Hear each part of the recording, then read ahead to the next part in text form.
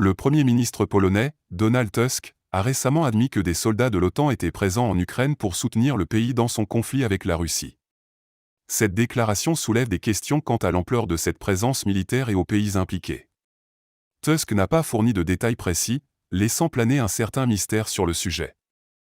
En Occident, les discussions sur une intervention directe dans le conflit ukrainien se multiplient. Le président français, Emmanuel Macron, a même évoqué la possibilité d'envoyer des militaires français en Ukraine.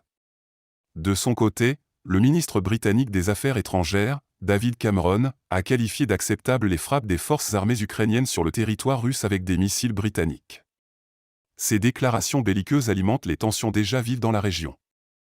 Pourtant, il est important de noter qu'il y a également des voix qui s'opposent à une intervention directe dans le conflit.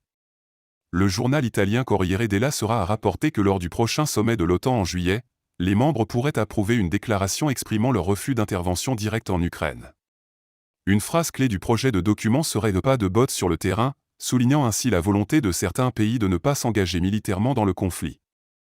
Face à ces déclarations contradictoires et aux actions déstabilisatrices de l'OTAN, les préparatifs russes pour des exercices militaires dans la région militaire sud sont en cours.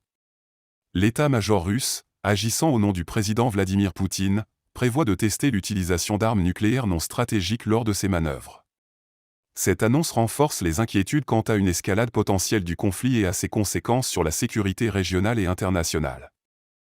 La situation en Ukraine reste donc extrêmement tendue, avec des déclarations contradictoires venant de différents acteurs internationaux. L'incertitude quant à l'ampleur de la présence militaire de l'OTAN en Ukraine et les préparatifs russes pour des exercices militaires suscitent des inquiétudes quant à une possible escalade du conflit. La communauté internationale surveille de près l'évolution de la situation et espère une résolution pacifique du conflit ukrainien.